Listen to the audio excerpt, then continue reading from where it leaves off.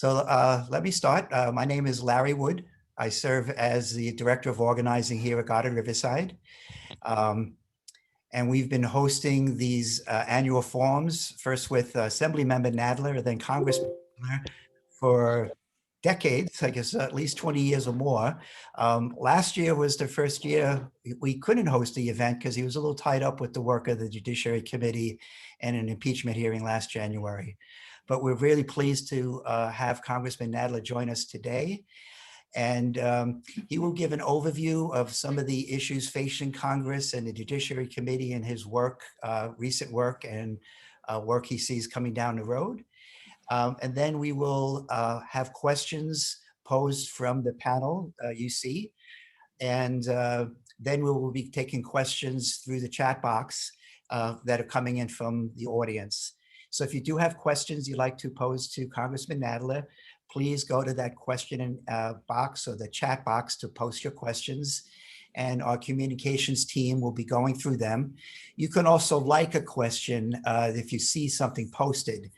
So if we see a lot of likes on a particular question, we will try to make that a priority.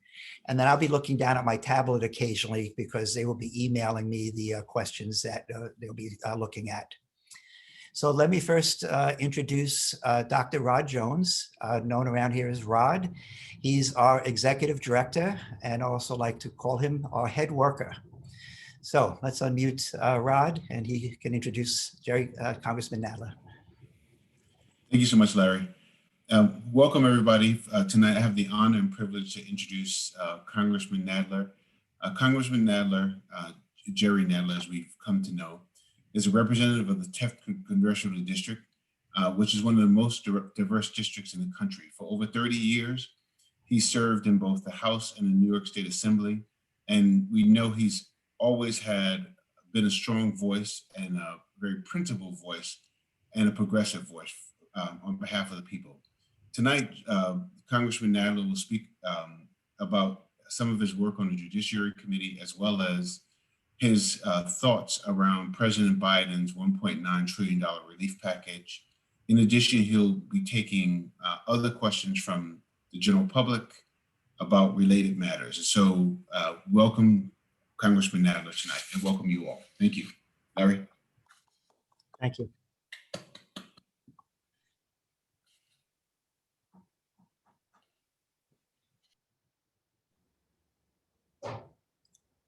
So I guess everybody else would be muted, but we can unmute Congressman Nadler.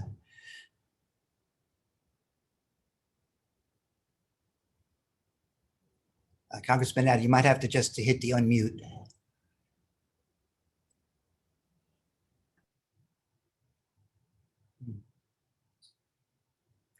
Well, we had Congressman Nadler a minute ago, so he will be coming on shortly.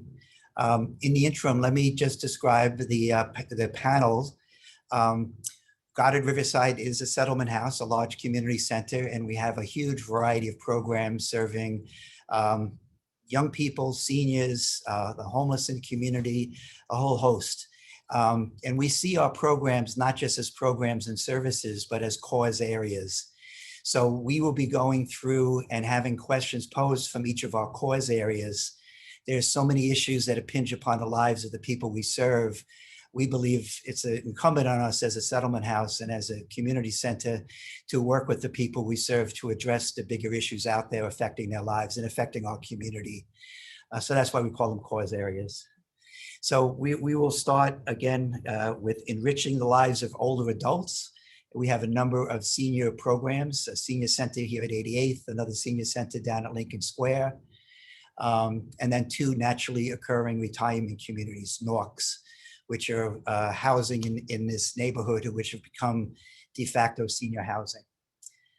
So I'll describe the other program cause areas as we ask the questions, but we're just waiting for the technical difficulties to work themselves out, and we'll get Congressman Nadler on shortly.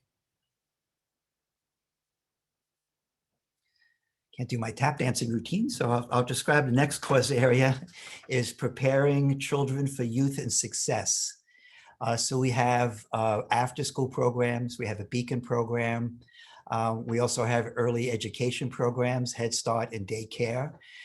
So working with young people when they're 3, 4 years old, and a continuum of programs, including one of our programs is called the Options Program, which assists young men and women and older folks too, if they're interested in going to college. And part of the Options Program is an advocacy coalition that got formed called Degrees, and they worked on issues around college access and equity. So you'll be hearing from one of the fellows who were part of Degrees Coalition, as well as one of the staff members in our youth program will be asking a question. And then another cause area for us is promoting behavioral health and wellness. So there's a variety of programs that work with people who are mental health consumers, as it were, and have men and women who might have been formerly homeless or reside in different housing or live in a community. We have a number of clubs and programs serving folks, as well as an ACT team, which does intensive work with folks who need a lot of concerted care and effort. So there'll be a question around behavioral health you hear.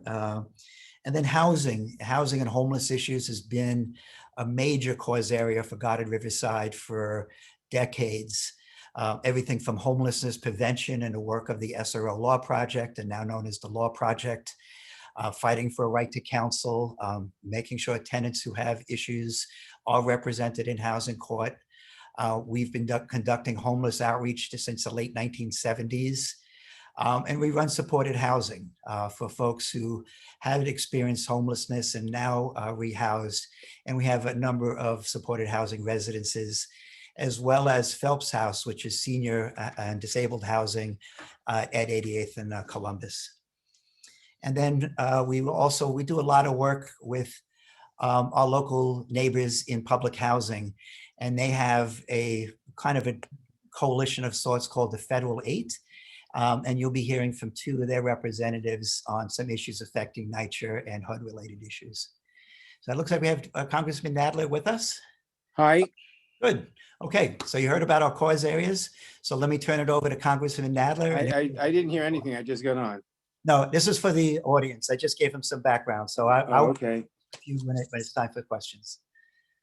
So thank you for joining us, Congressman Nadler. So the floor is yours to give us a kind of an overview of your work of late. Thank you. It's good to be with you all. I first want to thank Goddard Riverside for organizing this event and for the great work you are doing to support the Upper West Side community, not just the Upper West Side, the West Side community amid these unprecedented times. I hope everyone is healthy and taking precautions to keep themselves that way by continuing to mask up and adhering to public health measures. Before I begin discussing what we're doing in Congress to address the dire public health and economic impacts of COVID, I would be remiss if I didn't acknowledge the Senate's vote to acquit former President Trump this past Saturday.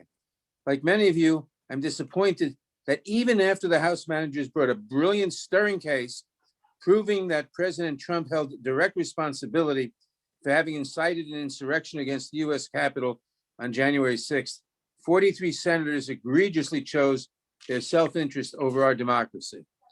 I do take heart in that a bipartisan majority of the Senate voted with conscience and their duty to uphold the Constitution by convicting Trump. As the chair of the Judiciary Committee, I'm proud of our long record of seeking accountability for this president or former president. We have performed our oversight duty to expose his lies and oppose his horrendous policies. The Judiciary Committee, which I chair, is at the forefront of some of the most pressing and complex issues facing the country. I look forward to working with my colleagues to pass crucial legislation, much of which passed the House in the last Congress, such as H.R. 1, the For the People Act, which is a transformational democracy reform package, and the John R. Lewis Voting Rights Act, which will restore and strengthen voting rights. We will also take up legislation that will reform our immigration system, reduce drug prices, pursue criminal justice and policing reform, and safeguard the civil rights and civil liberties of all Americans, including LGBTQ Americans, to name a few. The major priority of the Congress is to get Americans the help they need during the pandemic. Democrats in Congress are working with the Biden administration to negotiate a $1.9 trillion American Rescue Plan, which is an ambitious and wide-ranging relief plan. I wanted to highlight some crucial areas in the bill that will be top of mind for many of you. The past year has laid bare that the only way we can get back to a semblance of normalcy is to mitigate the ongoing COVID public health crisis. The American Rescue Plan will create a national strategy for testing and vaccination and ensure the hardest hit communities get the resources they need. The plan calls for $20 billion to produce vaccines and therapeutics and improve vaccine distribution. It's no secret that New York has had a rocky rollout of vaccines, and I know you have many questions about when you'll be able to get vaccinated. The Biden administration launched a new federal program that is partnering with certain retail pharmacies nationwide to receive limited COVID vaccine supplies directly from the federal government. There are a few pharmacies on the Upper West Side already part of this program. I will continue to push to increase the supply of vaccines, speed up the distribution to the states, and work with state and local officials to ensure that all New Yorkers have access to vaccines where they live. As part of this effort, we need to address the racial health disparities that COVID has revealed during the pandemic. I'm proud to co-sponsor Representative Nydia Velasquez's bill to provide federal grants to communities of color impacted by COVID to engage in local outreach about vaccinations so we can improve vaccine confidence and ensure vaccine access in communities of color in New York City.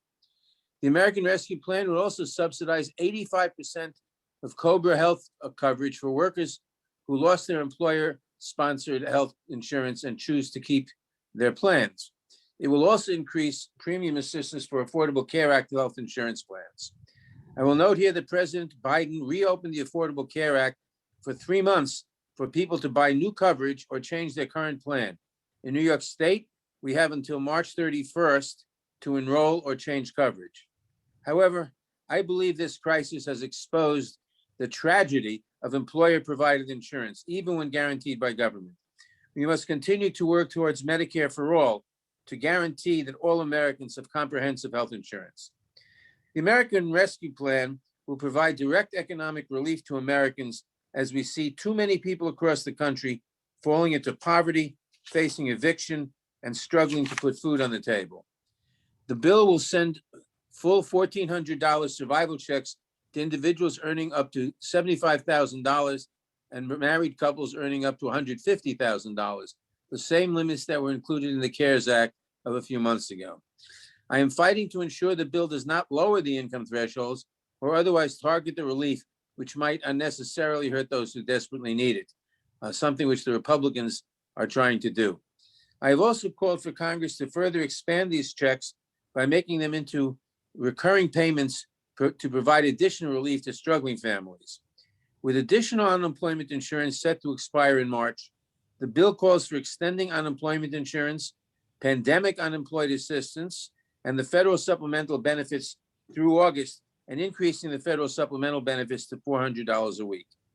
Democrats fought to include raising the federal minimum wage to $15 in the bill, which would raise the pay of over 27 million low-wage workers. I will work to ensure that this stays in the bill and is signed into law because one job should be enough to live on. Safe and affordable housing should be a right for all Americans, especially during a global pandemic. The American Rescue Plan would provide $25 billion in additional emergency rental assistance and $5 billion in utility assistance and LIHEAP for low and moderate income renters. It would also extend all eviction and foreclosure moratoriums through September 31st. We must ensure that public housing agencies have the funding they need to improve the health and safety of residents during the pandemic and going forward, and to keep residents in their homes, even as incomes fluctuate during the economic crisis. In New York, we feel this need acutely, which is why I am proud to be a co-sponsor of the Public Housing Emergency Response Act, which would allocate $70 billion in funding for public housing capital repairs and upgrades throughout the country, with $32 billion of the allotted aid would flow directly to NYCHA. After suffering through this crisis for nearly a year, millions of small businesses will not survive the next few months without big and bold relief measures from Congress. The America Rescue Plan will provide additional funds to programs made available to small businesses in December's relief bill.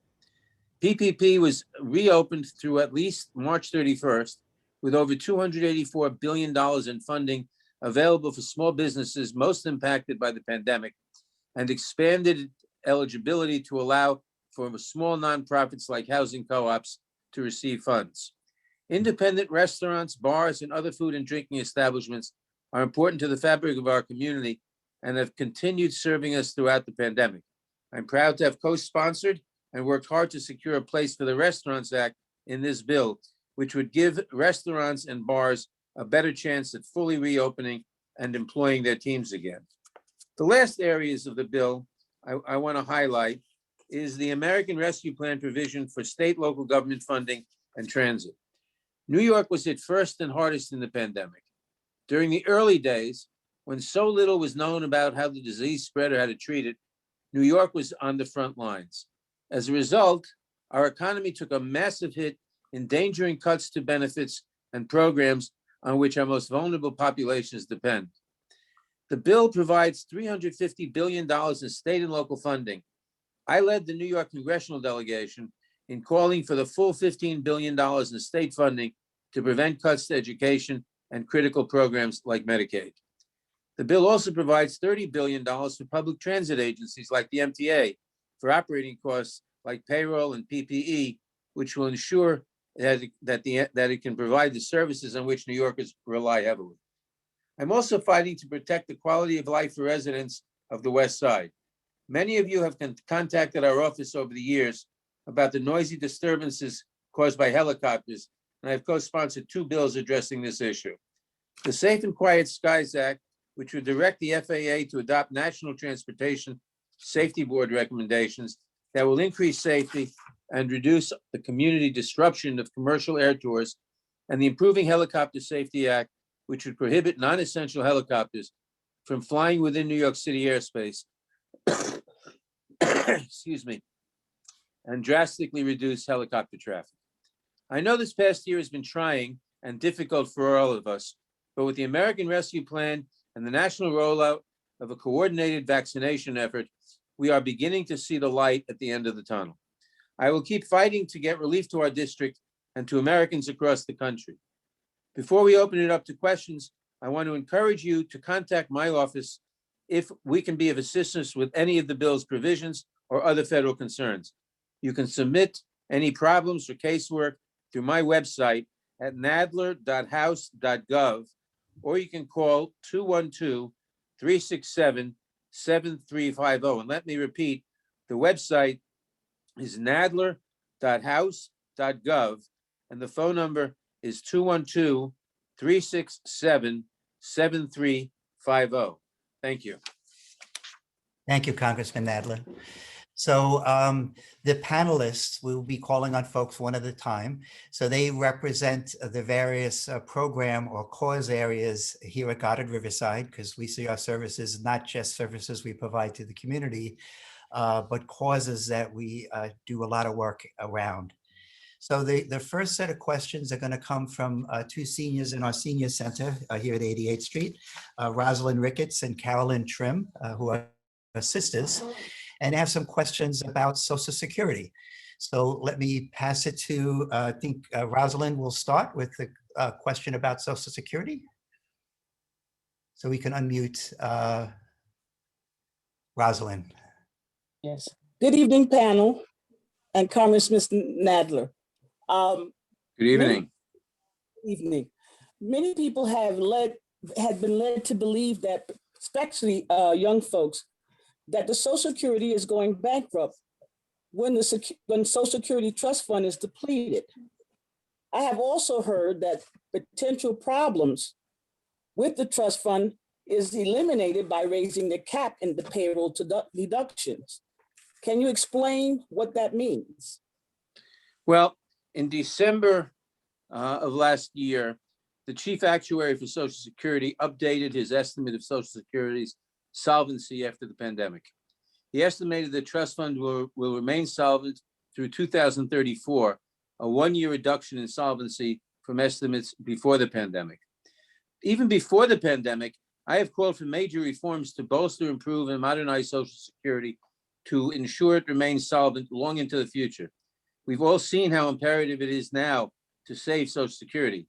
And to that end, I've been a co-sponsor of the Social Security 2100 Act over the past several Congresses, and I'll be once again as soon as it's reintroduced.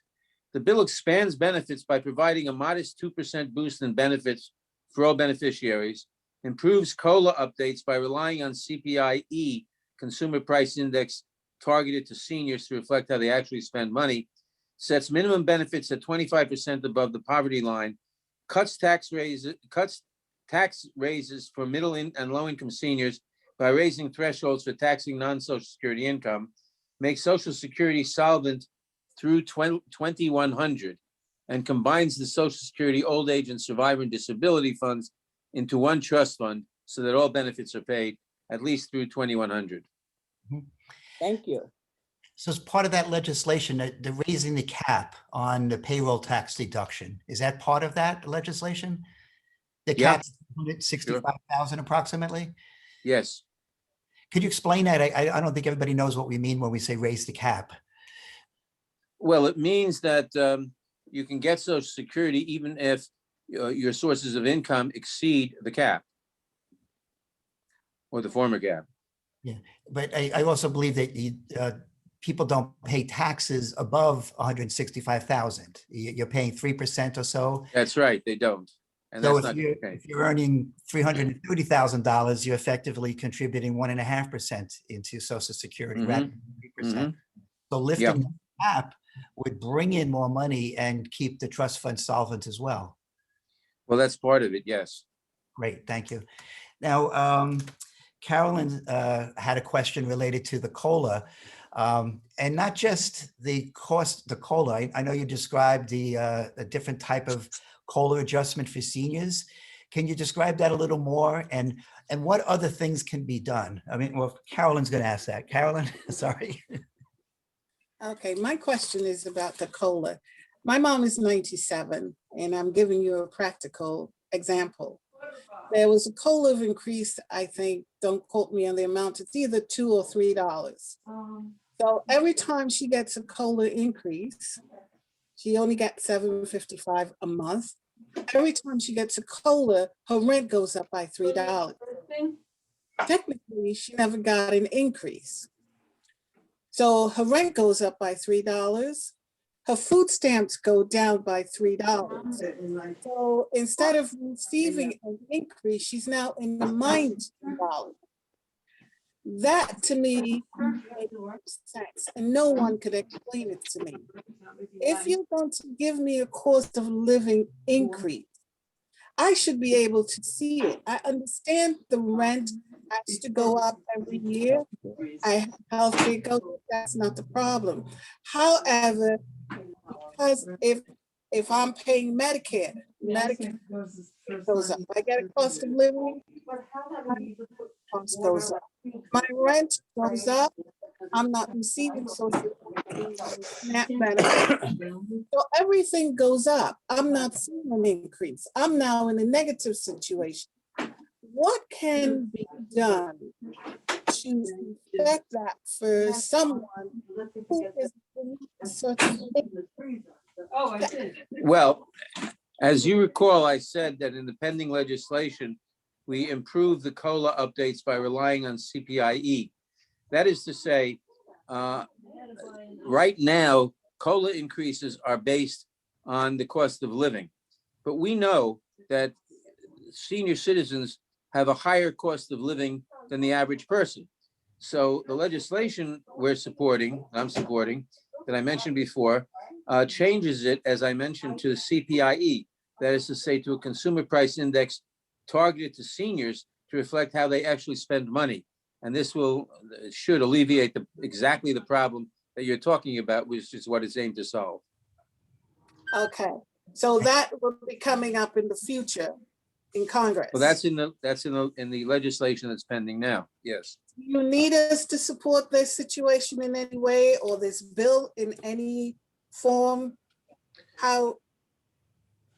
Well, you can write Congress, not me, obviously, Oh, no, not you. to support the American Relief Plan. It's part of President Biden's proposal. It's called the American Relief Plan? Yeah. Okay. And I have a quick follow-up question also related to Social Security. I just saw a news report that during the debates on the COVID relief, Senator Mitt Romney offered different amendments, and he offered amendments for some sort of Social Security and Medicare Rescue Committee. That scares me. Do you what It that sounds means? scary. I'm not familiar with Senator Romney's amendments or proposed amendments. Yeah, well, it was a particular amendment calling for a creation of these rescue committees, but it got there's about 70 senators who voted for it. So it definitely seems to be something we should watch for, because when they want to Oh, we reform will. Social Security, that often means benefit cuts and privatization. And Well, so I shouldn't say the whole point. One of the points of the bill that President Biden suggested and that we're supporting is to do exactly the opposite. So yes, we'll be looking out for that. thank you. Okay, so we're going to Thank you. thank you, and thank you, Carolyn and Rosalind, for representing our seniors. Thank you so much. Moving to preparing children and youth for success. So we have a number of different youth programs. So we're going to call on Deasia. We can unmute her. She's active with our after school and beacon programs here at Goddard Riverside. Hello. So there continues to be mistrust and tension between police and communities. Young people of color are increasingly concerned with policing, and this was illustrated after George Floyd's and Breonna Taylor's murders, followed by the national and global protests of Black Lives Matter. Are there any bills pending in the House that would address needed police reform? If so, what is it in, and what will it address? Yes, well, you just mentioned it. There's the George Floyd Justice and Policing Act, which came out of the Judiciary Committee, out of my committee, in the last Congress, and passed in the House last year. Hopefully, it'll pass in the Senate this year too. The act would make it easier for the federal government to successfully prosecute police misconduct cases. It bans chokeholds. It ends racial and religious profiling. It encourages prosecutions independent from the local police. It eliminates qualified immunity. That's very important in civil rights lawsuits against law enforcement officers. I am pushing, well, I did push it to reintroduce it in the new Congress and get it signed into law. I should say I pushed to get it reintroduced, which it was, and we're hoping it'll be signed into law. Great, thank you. Thank you. So we'll be looking out for that. It is a big issue, as you know, here in our community, Yes. across the country. So also in our youth programs, one of our programs is Options, which assists young people and older folks who want to go on to college. And part of that, they've organized a broad coalition called Degrees, which works on issues around access to college and equity issues. So I want to call on Ishmael. We can unmute Ishmael, and you can have a couple of questions around college access and possibly student debt. Ishmael with us?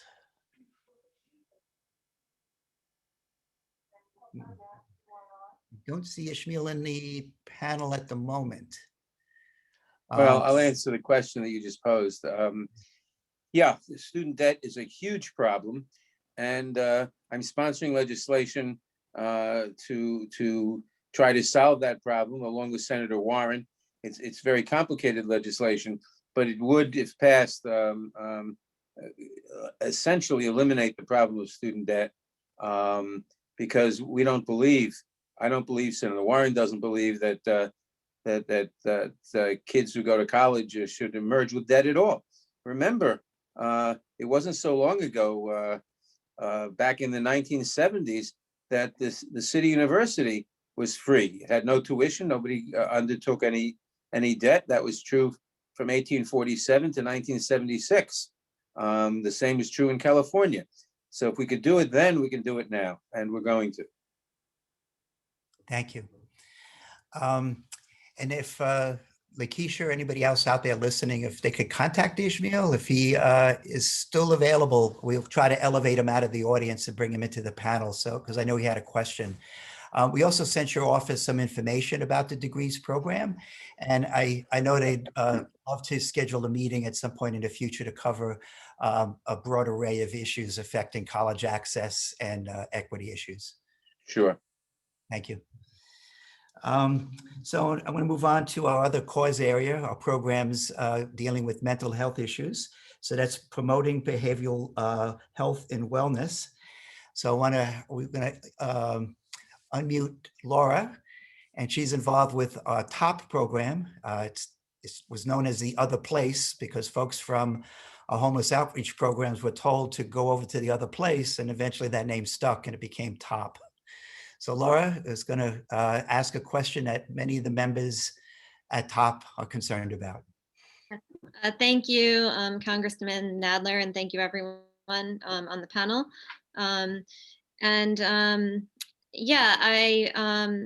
My question was actually about crisis intervention teams.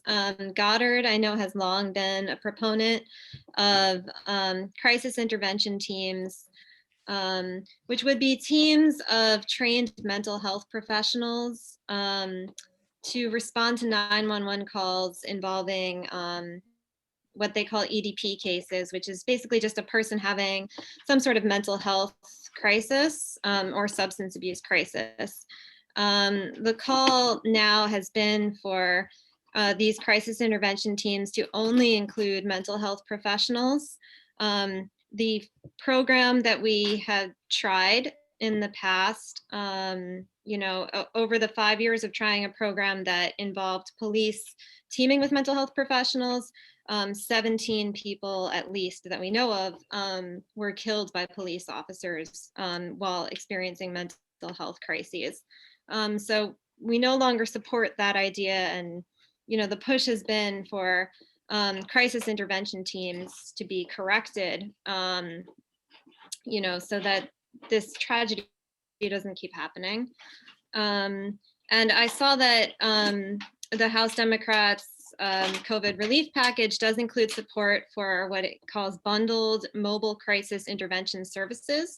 And I was wondering if crisis intervention teams could fit into New York's version of this, and if you would support this concept. Well, I do support the concept, and so do House Democrats. I mean, we know that the pandemic has contributed to an increasing mental and behavioral health crisis, and it has underscored the need to support community-based interventions for mental health and substance abuse. So the American Rescue Plan, the bill that we're supporting, addresses these aspects of the crisis by providing $4 billion for mental health and substance abuse programs, providing $100 million to expand access to behavioral health services through focused training for behavioral health paraprofessionals, such as peer support specialists through the Behavioral Health Workforce Education Program, and incentivizes state Medicaid to cover mobile crisis intervention services by enhancing federal Medicaid support for bundled community-based mobile crisis intervention services. But it changes the concept of mobile crisis intervention services, because right now, the problem is that when you call a crisis intervention, the police are often the first responders, and they don't have the proper training.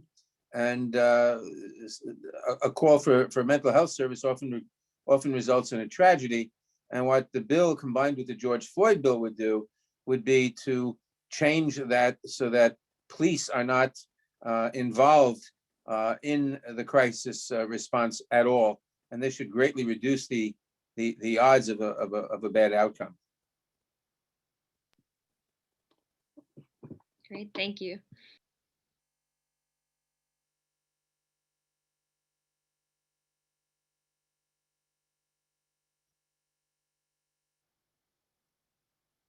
You should unmute, I think. Thank you, Congressman Nadler. Sorry. Thank you for the answer around the mental health services. And I was just alerted to me, I describe degrees as a program. It's not a program here at Goddard. It's actually a large collective effort, a coalition that Goddard is helping anchor and working with. So it's not a program of Goddard Riverside, but again, it's a large coalition of organizations and individuals addressing college access issues. Okay. So want to move on to some of the housing questions. So the next would be, we're going to call Robert from the SRO Law Project, or the Law Project Tenant Committee. And let's unmute Robert and he can ask his question. Good evening, Congressman Nadler and panel. My name is Robert Conkling and I live in West 14th Street, sir. And thank you for explaining the American Rescue Plan. I hadn't heard it put quite that way before. And I just want to take a look at a couple of these figures for a second, just so I can understand them a little better. I'd read before this call that according to the Congressional Budget Office, approximately 19 billion would be allocated to state and local governments to cover back rent, rental assistance, and utilities for the at-risk and low-income housing folks and unemployed members of the households. And I've also read that the legislation, if passed, would provide a total of 11 billion in rental assistance, homeless services, support housing, and counseling and mortgage support. That comes No. Your information, I don't know where you got it, is wrong. The American Rescue Plan would provide $25 billion in additional emergency rental assistance, and it would provide 10 billion in homeowner assistance to help with mortgage, utility, and other housing payments. And it would provide another 5 billion for homelessness assistance grants to provide supportive services and emergency housing. And it would provide an extension on all eviction and foreclosure moratoriums through September 31st. Oh, that's terrific. Thank you. Thank you for the clarity. And yes, so my information was incorrect, but thank you. What in your opinion is the chance of the American Rescue Plan being approved by both houses of Congress? Well, it'll certainly be approved by the House, which has a Democratic majority. The Senate is much more difficult to say because the Senate makes everything subject. You have the filibuster, and we certainly couldn't overcome a filibuster. So you have to use reconciliation, and the requirements of reconciliation, which eliminates the necessity, the filibuster, but the requirements of reconciliation are very difficult, and whether we can do that or not, we'll see. We don't know yet. Good, thank you. I think that's my question, except to say thank you for fighting to keep helicopters out of our airspace. Oh, we've been fighting on that one, unfortunately, for a long time. Thank you, sir.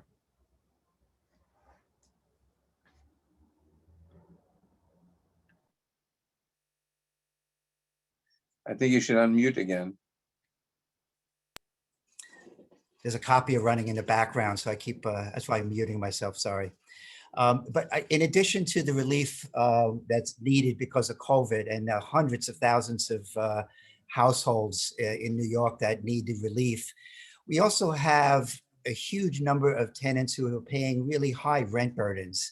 Is there any hope for expanding Section 8 or new rental subsidy programs beyond the rent relief that's necessary because of the crisis? Well, Section 8, I don't think is going to be expanded. But we have, I'm sorry, Section 8 may be expanded. I thought you were asking a different question. The fact of the matter is that we have, for night shift projects, we can go, we're putting up a situation where tenants can choose to go into Section 8 as opposed to what they have now. Some of the tenants are opposed to it because they fear privatization, but it isn't really privatization, but we have to explain that to them. But it would greatly alleviate the current problems.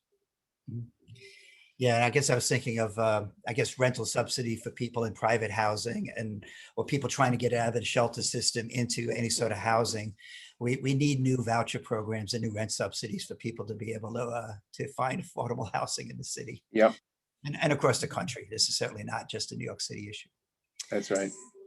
So I guess that's a good segue into some more NYCHA issues and HUD issues.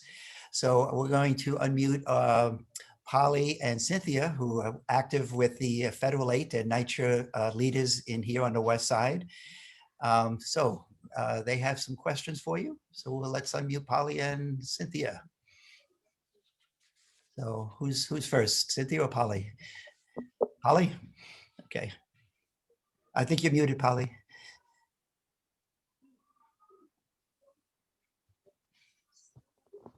Good talk. Thank you. So first of all, Congressman Nadler, I want to say thank you and for all the work that you're doing on the Hill.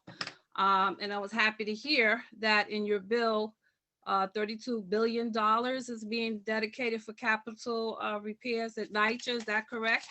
Yes. Okay. And so as a member of the Federal 8 Coalition, we have been very active here on the Upper West Side and advocating, to make sure that our buildings are safe, secure, well maintained. And so one of the things that we would like to know is, as our congressman, how can you help us to basically become designated as co-managers of the public housing complexes here on the Upper West Side? Because we're basically right now, presiding over any issue that has to do with services, safety, security. We've been working basically as unpaid volunteers for years, to make sure that we get the services that are supposed to be provided to us. And so we like to know what you can do as our congressman to help us with our action plan, which is, again, to be designated and recognized by HUD as co-managers of our complexes. And the other issue is we would like to have the public housing campuses here on the Upper West Side designated as economic opportunity zones. Well, Congresswoman Nydia Velasquez and I are sponsoring legislation to do exactly that.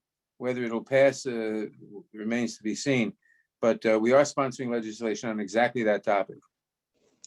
What is the name of the legislation, or do I have to reach out to Nydia Velasquez? Reach out to Nydia. I don't remember the name of the bill off the top of my head. Okay. And so basically, what we would like to know is, we have something called the 964 regs. It's in the Federal Register. So we like to know what we can do to strengthen that language, because it does have a clause in there about resident councils becoming management entities. So would you be able to help us and assist us with that? Well, that's what that bill does. It enables the residents to be the resident councils to become, in effect, the managers, and that's what we're sponsoring. Right. What we have found is that NYCHA as an agency really doesn't honor that clause. And so we just feel that it needs to be more teeth put into that. Well, it has to be strengthened. Yeah. Without question, it has to be strengthened. And that's why Nydia and Congresswoman Velasquez and I are sponsoring this bill to do exactly that. So is it just called public housing bill, or you don't have any idea? I don't remember off the top of my head what title we gave the bill. We have hundreds of bills, All right, thank you. We'll follow up with your office to get that specific bill number so we can learn more what we can do to get more of the New York congressional delegation and others behind it. So I think Cynthia also had a question. Cynthia? Yes, I have one question. Good evening, Congressman Nadler. Good evening. Currently, the Federal 8, all the presidents do not meet with members of your office unless we are having an emergency. We'd like to know if that could possibly be changed, where we could have monthly meetings. Well, we can certainly, I'll stop you right there. Of course, we can certainly arrange that. You just request it. Great, because we have gas issue going on over here. Another building, Wise Towers, is just currently going through PACT, and they have a few bumps in the hill. And we'd like to be, more hands-on involved with your office on making sure you're aware of all the issues that we have over here. Well, sure. As I said, just call the office and the staff will arrange it. Okay, terrific. Thank you.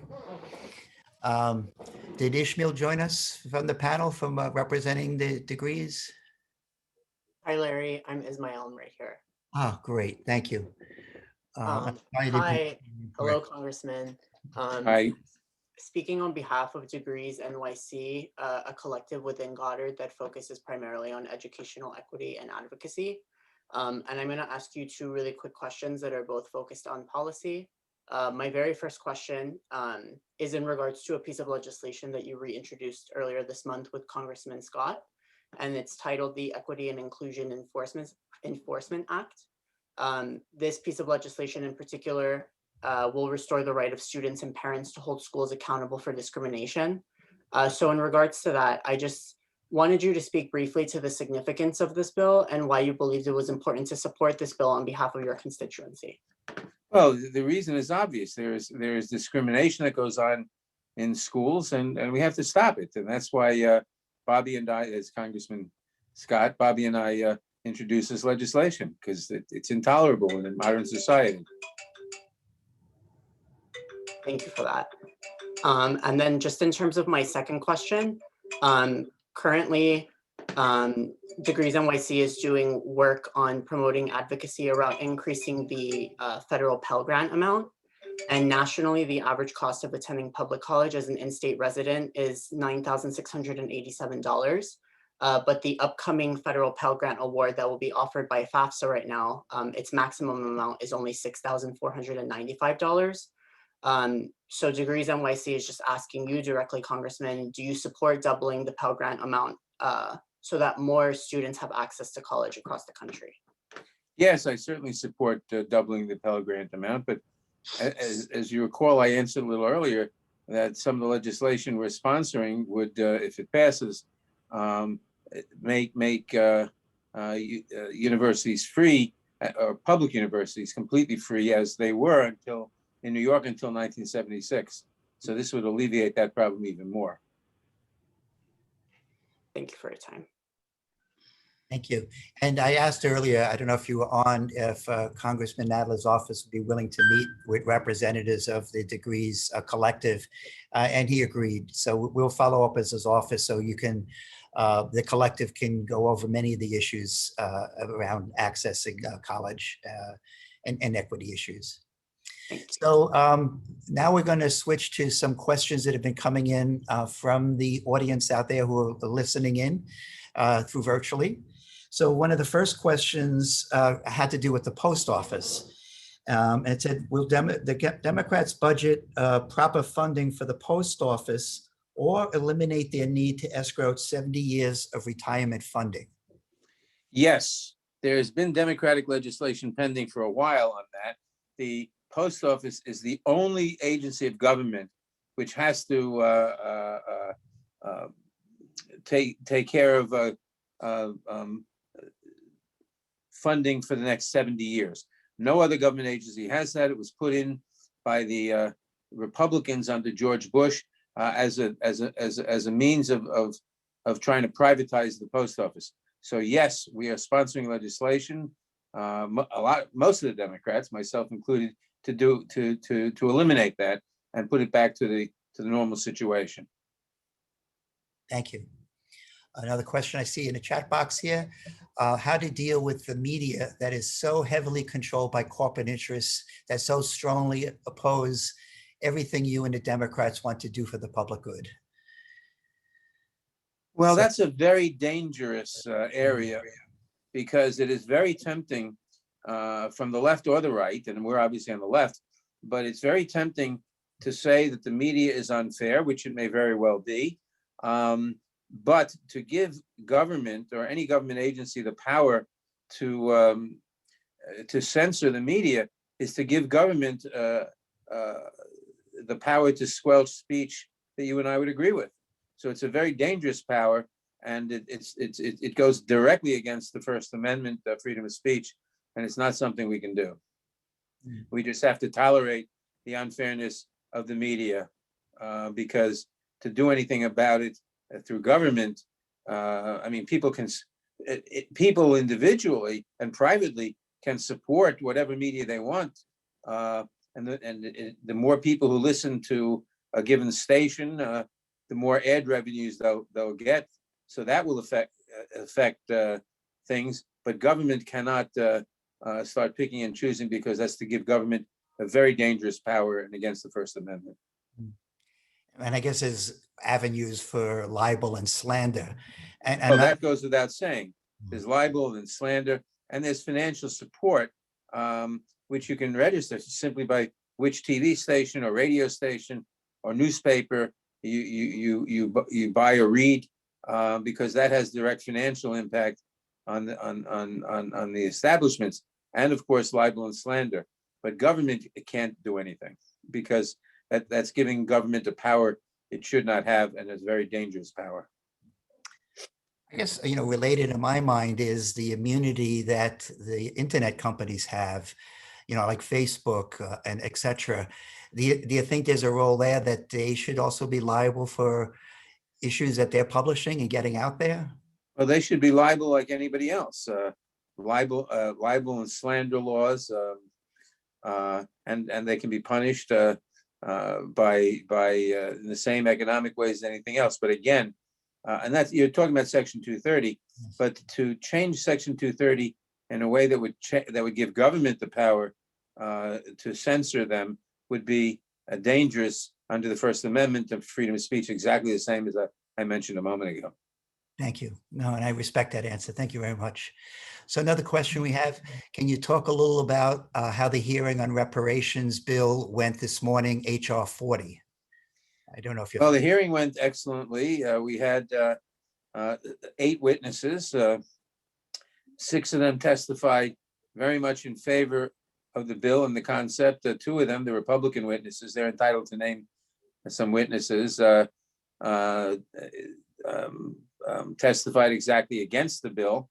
But I'm very optimistic we will pass that bill. And Sheila Jackson Lee deserves a lot of credit for introducing it. She took it over from the late John Conyers, who was my predecessor as the Democratic leader on the Judiciary Committee, and the sponsor of the bill that made Martin Luther King Day a holiday.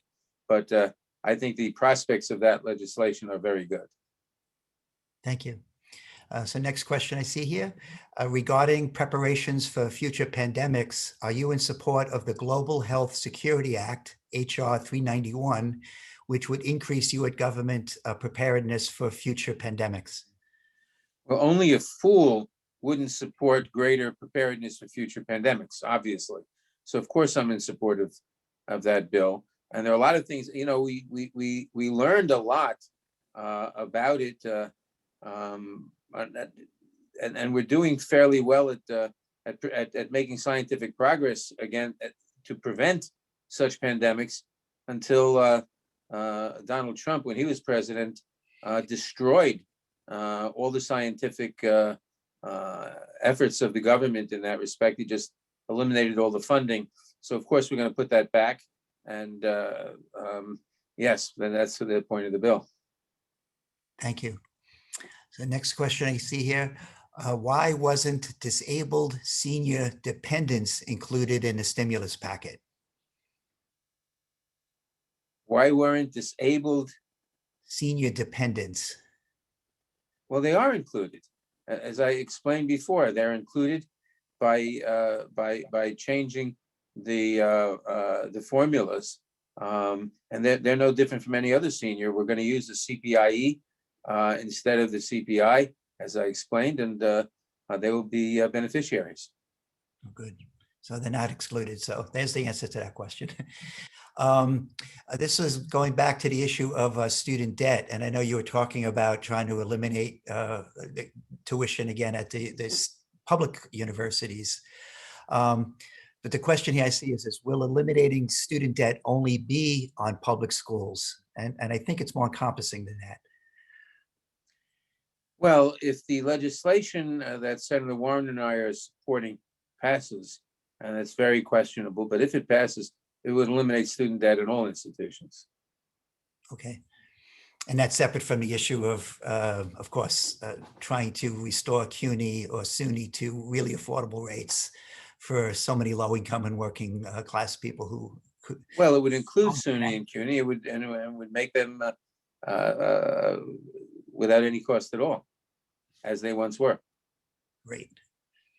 Okay, you read this one here. It says, nationally, the average cost of attending public colleges as an in-state resident is $9,687. Oh, this is the Pell Grant question.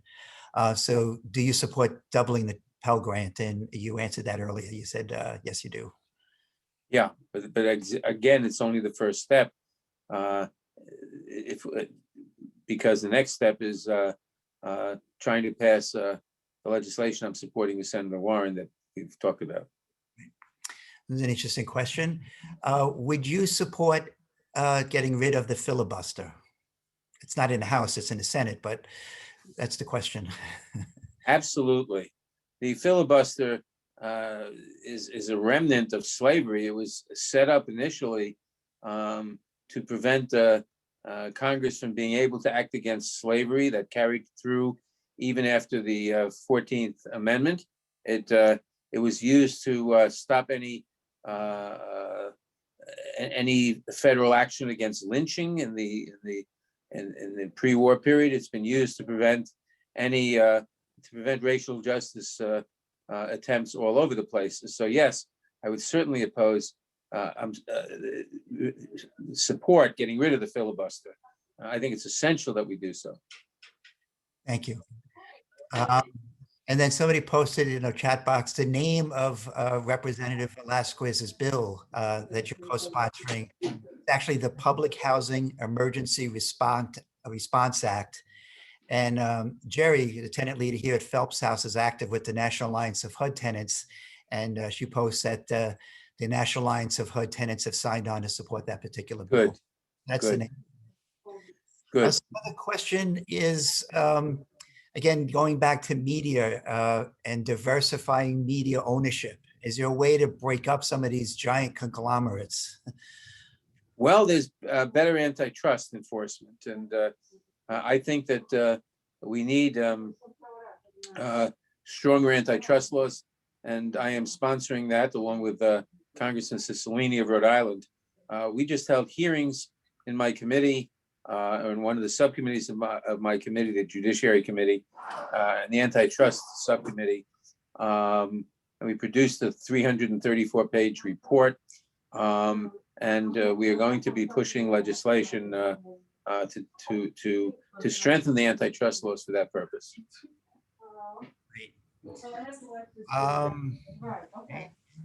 Next question's got to do with Wi-Fi and broadband. Your background noise. But anyway, okay. New York state leaders claim 98% broadband coverage statewide, but this is not the case for all New Yorkers, including many low-income households, NYCHA residents, families in shelters, and those in rural areas. Does Congressman Nadler have any thoughts on giving priority to connect all students with the equipment and supports they need to fully participate in and have optimum online educational experiences? Well, the American Relief Plan would, if it passes, cover not just some, but all. It would cover. It would give 100% coverage. It would give the states funding to provide 100% coverage, and we hope it's going to pass, obviously. Yeah, and it is so needed. I could tell you, once we got into this shutdown and everybody was having a virtual life, the digital divide with seniors and with low-income households and with residents in NYCHA, I was appalled. It was so difficult to foster communication. It is appalling. It is absolutely appalling, which is the reason we're sponsoring, which is the reason we put it in the legislation. Thank you. Thank you. It's so needed. It's so overdue. Okay. And I see thank yous from Polly and Cynthia in terms of getting the name of that particular bill that you're co-sponsoring. That's the American. Oh, okay. The other bill, yeah. Okay, this is, let me see, overdoses during the pandemic have reached over 82,000 since May 2020, according to the CDC. Would the Congressman's office be willing to meet with public information of Manhattan area Narcotics Anonymous to talk about facilitating publication of the NA helpline number and meeting information, and distributing information more widely in New York City through 311 and government departmental kiosks, those things we have around. Well, as I said earlier, we're always willing to meet. Just call the office and this staff will set up a meeting. So the answer is yes. I see in the chat box, they give the contact information, please contact. So I'll pass that on to your staff so they can reach out to the NA group and set up that meeting. So those are some of the questions I have in the chat box. I guess I'd like to ask if any of the panelists had a follow-up question to anything that they had asked earlier, or a new question that came to mind. If I can see you in the gallery, so if you want to raise your hand, we could take a follow-up question if there are any.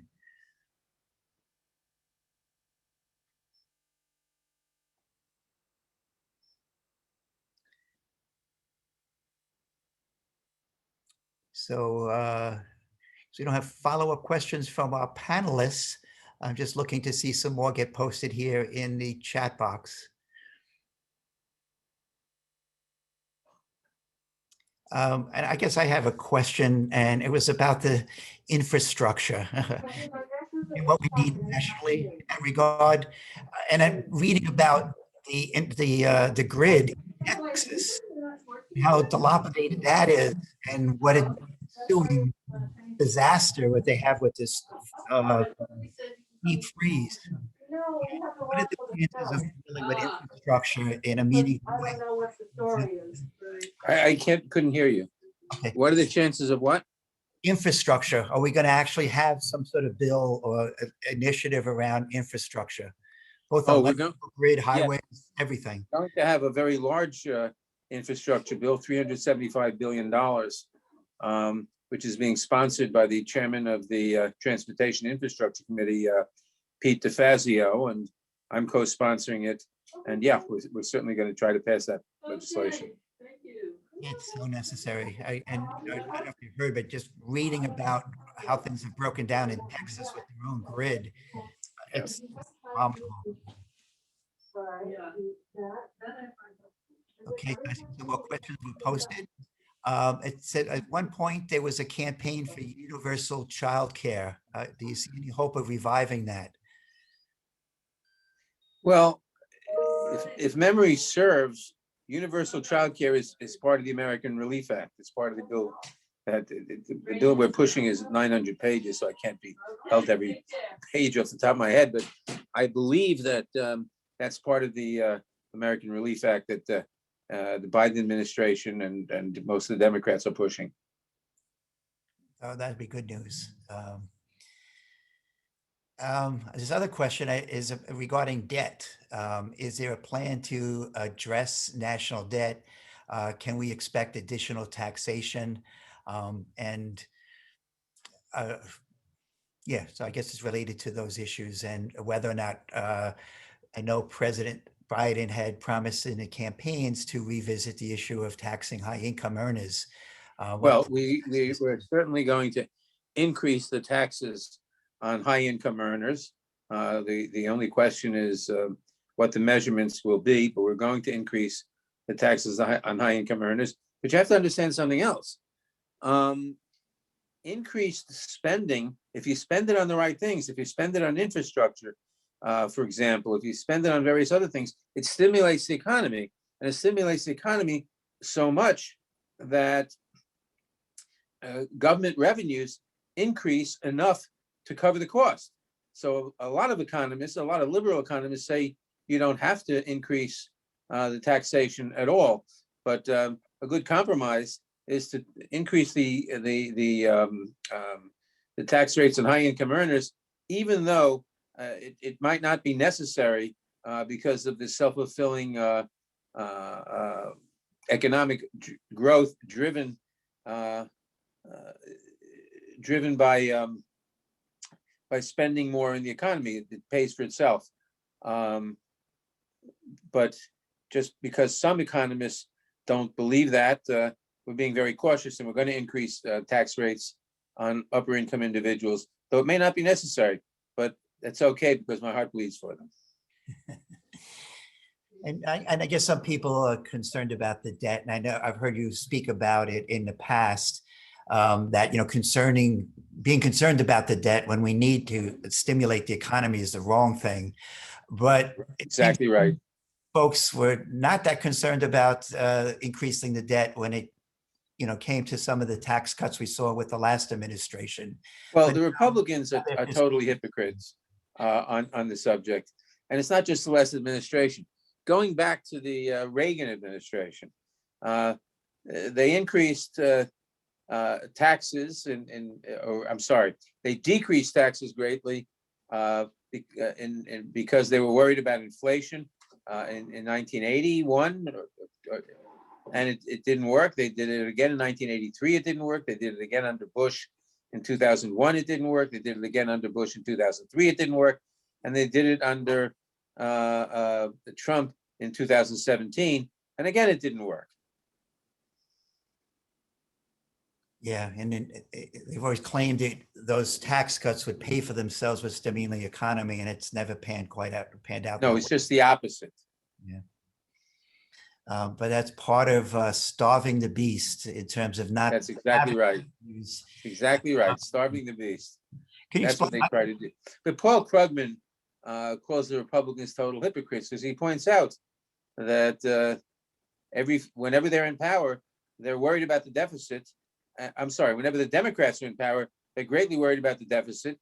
And the moment the Republicans get into power, they forget about the deficit and they cut taxes. Yes.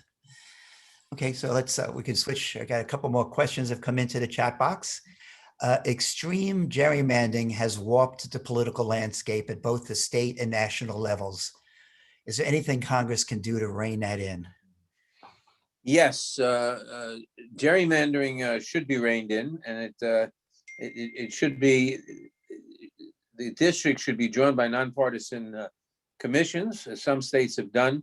The legislation, HR 40, which is our Basic Voting Rights Act, which we passed in the House last year, also from my committee, and I was one of the main co-sponsors of it, would do exactly that. It didn't pass the Senate last time, but we're hoping this time with a Democratic majority, it will pass the Senate. Good. We're going to be, redesigning those seats soon, based on the last census. So that would be great if that can happen. The state legislative lines are a mess here in New York State, and we do need them straightened out nationally. It's really crazy. Yes. How it's done. Okay, let me go on to the next question here. All students, regardless of their race, ethnicity, or immigration status, deserve the opportunity for an affordable higher education. To support this goal, Congress should allow students from low-income backgrounds who are DACA/TPS recipients or those meeting similar requirements to be eligible for financial aid. Would Congressman Nadler be in support of this kind of legislation? Yes. Okay, there's the answer. Yes. Okay, next one. I'm Congressman Nadler's community liaison. I would be happy to follow up on the meeting request posted tonight and any other community issues people have. So that's Hannah Wienerman at mail.house.gov. Or you can call the district office here in New York. I'll give that number out. She's posting it here. That's 212-367-7350. Again, that's 212-367-7350. So if you're a member of an organization or coalition that's would like to reach out to Congressman Nadler's office to arrange a meeting with Congressman Nadler or the appropriate staff person, you can use that number. And that's also the number we gave out earlier for folks who have constituent issues and need some direction. Next question. Can you talk about what kinds of support for local criminal justice reforms might come out of Congress to help local efforts? Well, yeah. Part of the George Floyd Act, which we passed, is to, which we passed in the House again, came from my committee, and I co-sponsored it, and it passed the House, but it didn't pass the Senate last year. Would take care of those problems, and we're hopeful it can pass the Senate this year. Thank you. Next question. Millions of Americans now believe in conspiracy theories with zero basis in fact. They're supported by an entire media environment that peddles lies. Is there a plan to deal with this problem? Well, as I said before, government can't do anything about it because it runs into the First Amendment considerations. We may consider, I may consider, you may consider someone espousing conspiracy theories, whether if it's an individual, there's nothing you can do about it unless it gets into libel or slander. If it's a corporation, even if it's a corporation, I mean, you can sue it for libel and slander. You can bring economic pressure to bear by not buying the products that advertise on it. But government can't act in this because it runs into the First Amendment problems. Government can't pick and choose what's true and what's not true, what's a conspiracy theory and what's not a conspiracy theory, because that could be very dangerous in the wrong hands. Yeah. Knowing that libel and slander is an important avenue to hold bad actors accountable. I mean, you can see it with the companies that produce these voting machines, and then just notifying the media companies that they're on notice. It did change some behavior in terms of them having certain disclaimers on different guests and the like. Yes, and I expect to see libel and slander lawsuits against former President Trump. For that matter, I expect to see criminal prosecutions against former President Trump, but not because of his speech. Right. And I guess that's still related back to the immunity that the internet companies have in revisiting that Section 230, because that could lend itself to change behavior and maybe cleaning up the internet a little bit too. Yeah, but you have to be careful in amending Section 230, not to give government the power to censor. Absolutely, absolutely. It's holding people accountable for lies and slander. If people want to believe the earth is flat, that's their business. But, when some of these conspiracies, result in violence, and people need to be accountable for their words. Mm-hmm. Okay, so let me get back to more questions here. I recently read that sections of the Biden-Harris proposed $1.9 trillion legislation incorporate potential significant changes to the tax law as it applies to child tax credit, earned income credit, etc. If the bill passes both houses of Congress, would the modifications become permanent or only affect the current tax year filing 2021 or both? No, it would be permanent, or at least until Congress changes the law again, but it would certainly, it's intended to be permanent. Great, thank you. Is anything that Congressman Nadler can say about the ethical question of requiring COVID vaccines for workers or for travel? Well, yes, it's perfectly. What was the question? Is it ethical? Yeah, it is. It's a public health. It's a public health protection, which the government certainly has power to do and ought to do. You can't require vaccination per se, but you can make being vaccinated a condition of various things like getting on an airplane or various things that government regulates. Thank you. I don't see additional questions in the chat box, so I do want to thank you for joining us today. Are there any closing comments you want to leave us with? No, except to say that this is a very trying time, obviously, with the pandemic and with the economy, and we're hoping we can solve these problems by the legislation we're talking about. And I want to remind people, if you have any questions or problems, call my office. We gave the information how to do that, and thank you for holding this forum. Okay. There was one more question just popped in. If we'll make this the last question, then we'll call it. Okay. And this was more of an international, I guess, question. We haven't covered foreign affairs at all. It says, please update us on the Yemen situation where hundreds of people have already died of starvation. I know President Biden has stopped sending in weapons to Saudi Arabia. Have the ports been opened up for food delivery at this time? And I Well, don't know the question states exactly what the facts are.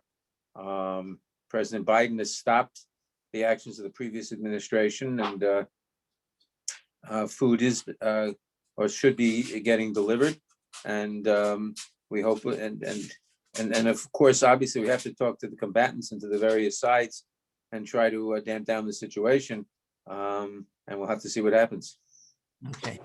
And I have to just mention this last question. Is there any action being taken to repair and support the crumbling non-for-profit infrastructure? Aside from the other infrastructure, a lot of nonprofit organizations. Well, not specifically, except that if the American Relief Plan passes, a lot of what the private nonprofits do now will be picked up by government and will be done there, and so the need will be much attenuated. Well, thank you. Again, on behalf of Goddard Riverside and our program and our cause areas, and on behalf of our panelists, I just want to thank you for joining us. And if you do have follow-up questions of Congressman Nadler or constituent issues, or you would like to arrange a meeting, please reach out to his office, or you can reach out to us at Goddard. We'll get you in contact with his office. You can go to Goddard Riverside's website at www.goddard.org.